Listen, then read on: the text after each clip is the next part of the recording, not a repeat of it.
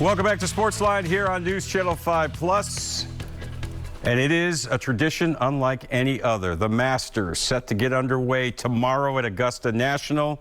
Should be a great week. And of course, a lot going on with the tournament, the first golf major of the year. And here to break it all down for us is a guy that we've come to know over the years as our golf guru, PGA teaching professional, director of golf at the Ensworth School. And of course, he does those great golf tips all summer long on the Electric Power Company Sunday Sports Central over on News Channel 5. We welcome back to the show. It's been too long. Charge it to my head, Virgil Herring, not my heart. Great to see you. Good evening, sir. Always a pleasure to be on, Johnny. How you been, man? I've been great, man. I've been great, coming off a great NCAA tournament, getting ready for the NHL playoffs. But in between, we have the Masters. And when you think of the Masters as someone who's, golf is a huge part of your life. You make your living in the great sport of golf. Just hearing the words, the Masters, what do you think of? Well, I think of tradition, and I think that it's the greatest PGA event that's not a team event in the world. The way that there's no cell phones on the property, so you're present all the time. You actually hear applause now instead of just screaming and yelling. The golf course is obviously majestic, and the history is in its own planet. So the Masters, it kicks off the year. It's legendary in its mystique, and it holds the traditions that are bound to golf at the highest esteem.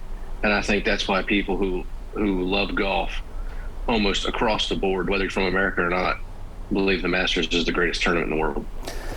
Yeah, I think of my dad, Virgil. He was a really good golfer. He grew up caddying outside of Philadelphia where he grew up, and that's how he, A, made money, and B, learned the game. And he was a pretty darn good player. And he didn't share his feelings a whole lot. He was a blue-collar guy, but he used to talk often about daydreaming about one day, being the first African-American to win the Masters and putting on the green jacket. I mean, like you said, the tradition, it just means so much when you think about Augusta National, the green jacket, Amen Corner, all the things that go into this great tournament.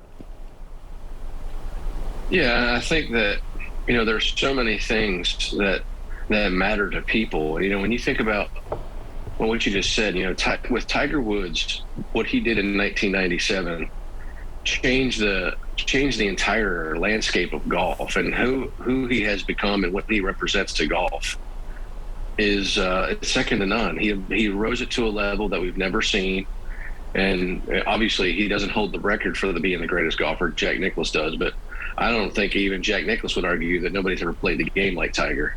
So at the end of the day, the Masters makes you dream about what's possible. And I think we all love those romantic stories in all of sports about, there's a place that's like a cathedral, and Augusta National is one of those things. And I feel that about your dad because, I can't tell you how many putts I've made as a kid all the way up until I was in college that were to win the Masters. It's the only thing that I've ever dreamed of. I didn't ever think about, this is to win the PGA Championship. I was always the Masters. Yeah.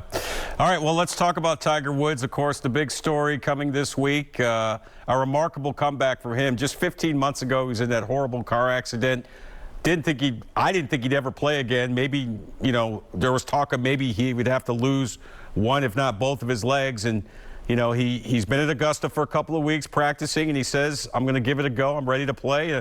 And, of course, when asked, does he think he can win this weekend, he says, yes, I do. Let's take this in three parts, Virgil. I think the whole Tiger dynamic comes in three stages, right? One, does he make the cut? Two, is he able to walk all 72 holes and stand up to the physical and mental pressure of playing at Augusta and playing in the Master? And three, can he contend/win? If you could, I'd like you to take each one of those individually. What say you? Well, I think that the conditions that they're going to play in early in the Masters really benefit Tiger. With the wind blowing as hard as it's going to blow, it takes shot-making skill to be able to play Augusta National when the wind's blowing that hard. There are very few people that can control their golf ball at the quality of Tiger Woods. Maybe nobody's ever been able to do it, but he's rusty. We have to give him the fact that he's not razor sharp. but he is in a very small group of people that can hit all the shots at will. I expect him to make the cut. I really do. I think that he is a golf course where experience plays a huge role in your ability to succeed, and nobody has more experience than Tiger.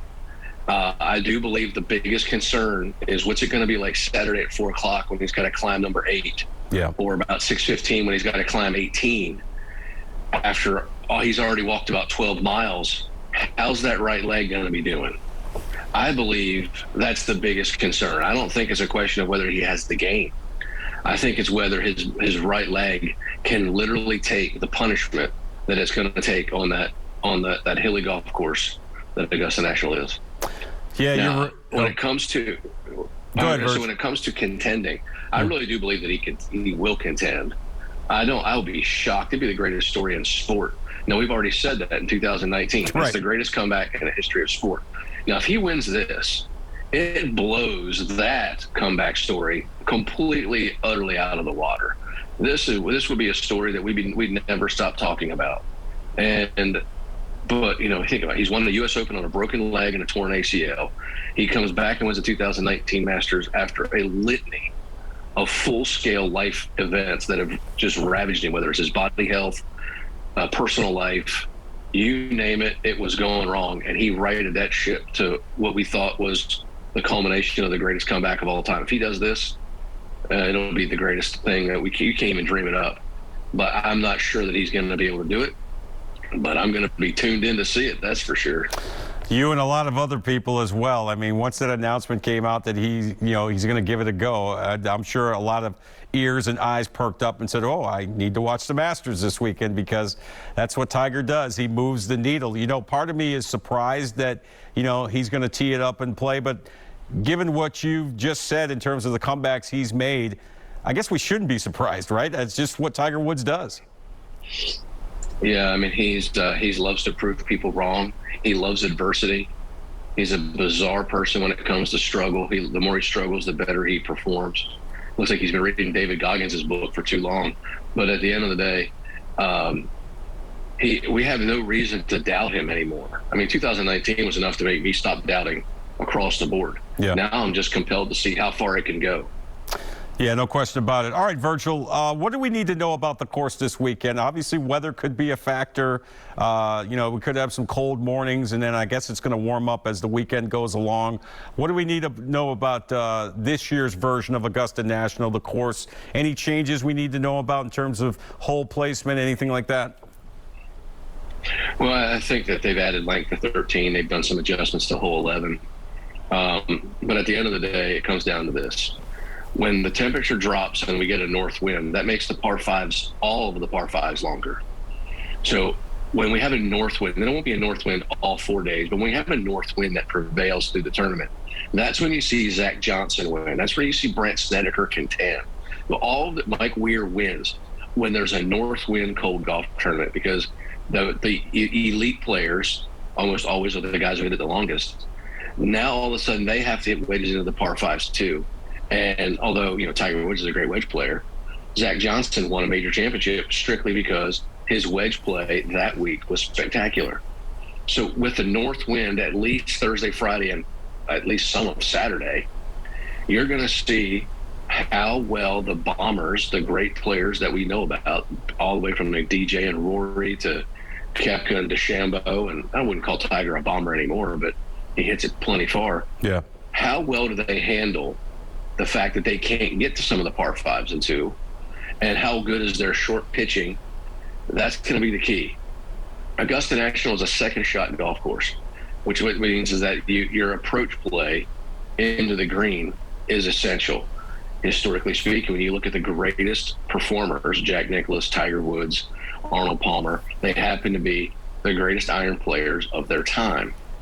I will not be surprised to see Justin Thomas, who I think is one of those people that can hit all the shots under any circumstance. I think it's his time. His game is really sharp. He's constantly in the mix. He hasn't won yet this year, but he is right in the mix, and he is overdue, and his buddy Tiger Woods is kind of helping him along. I almost feel like Tiger's been kind of caddying for JT this week, And that's who I believe is going to put the green jacket on Sunday is Justin Thomas. What about Jon Rahm? The guy, you talk about a guy who's been knocking on the door for a while. You know, sports betting is legal here in Tennessee, and you see some books have him as the favorite. What say you about Jon Rahm's chances this weekend? He's got a great chance. The golf course is set up for a Jon Rahm to win. This is a perfect golf course for him, but I would say I don't know how good he's going to compete in 25-mile-per-hour winds. Mm-hmm. If he can control his golf ball, he's got a great chance. But recently, as in like this year, his strokes gained around the green, he's close to the bottom on the tour. He's like 135th in putting and 168th or 178th in chipping and short game around the green. That's not going to cut it. Now, he's way better than that. Is that a sign that he's putting too much pressure on himself? I don't know. But at the end of the day, his game is not peaking right now. That doesn't mean that it can't turn around because he's super elite. But in the golf, he's going to win probably more than one Masters. I don't know if it's this week because he just hasn't been playing good in the last month and a half. So we'll see. But he's very good, and he's a legit threat to win for sure. Speaking of pressure, and obviously winning major golf tournaments is all about pressure. I mean, I thought by now Jordan Spieth and Rory McIlroy would have about 8 major championships each, not between them, but each. Where do you see their games right now, and do you think those guys can get back to where they were kind of dominating the tour for a while, not that long ago? Well, when McIlroy was on his run, he was so much longer than everybody else, and he wasn't struggling with his wedge play and putting. And actually, when he was on fire, man, he didn't miss a putt. And I think that that's the difference between now and then, is that his short game is below par for the average tour player. And he's not an average tour player. If McIlroy gets hot, there's nobody that can play with him other than maybe Dustin Johnson. But it hasn't been hot in a very long time. And his iron play in 2022 is markedly poor.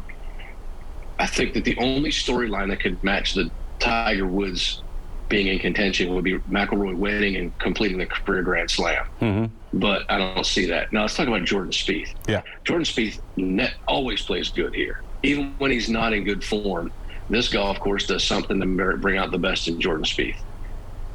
I don't know what the heck he's doing with his golf swing. It's not beautiful. He's not even close to being as good of a ball striker as he was when he was whipping everybody. But good gracious, the guy's got a great short game. He's not been putting great, but everybody knows he's one of the best putters on the planet. I expect him to be in the mix. Even though he hasn't played that great this year, he hasn't come into the golf tournament playing great since like 2018. And I would believe that there's nothing that tells me he's not going to be in contention. And if his putter gets hot, there's just something about Augusta National and Jordan Spieth that go together. It wouldn't surprise me at all that he could put on another green jacket. All right, Virg, give me a dark horse. Who's a guy that maybe nobody's talking about this week that could, put it together for 4 rounds and end up winning the Masters?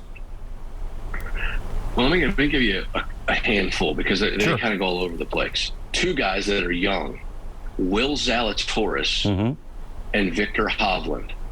Both of those guys are 2 of the greatest ball strikers, greatest iron players on the tour.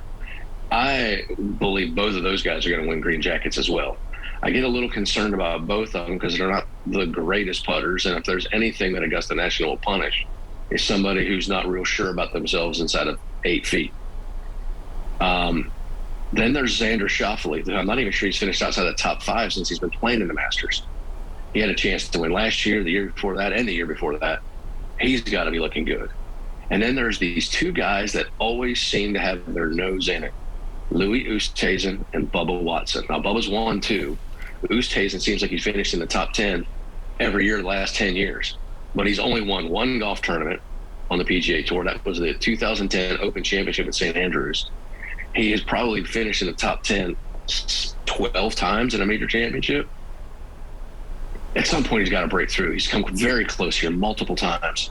Those 5 guys are going to sneak you up on everybody. I expect all 5 of them to be in the top 10, to be honest with you. They're very talented. They fly under the radar screen when you're comparing the DJ, Rory, Tiger, Spieth. and then the guys that are at the top of the list. But all 5 of those guys I expect to be right in the mix. Well, Virgil, we can't wait. I love Sunday at the Masters. It's one of my favorite days in all the sports, just to see who can withstand the pressure. And you know this, you win one golf major and you become a made man for life in that sport. Enjoy the Masters, Virg. Always great to talk with you. We need to get you on more often. I apologize for that, but we appreciate the time and the knowledge, my man. My pleasure. Y'all have a great night. All right, there he is, Virgil Herring, PGA Golf teaching professional, of course, director of golf at the Ensworth School, and friend of News Channel 5 Sports and this particular program. Time for another break. We'll come back with more after this.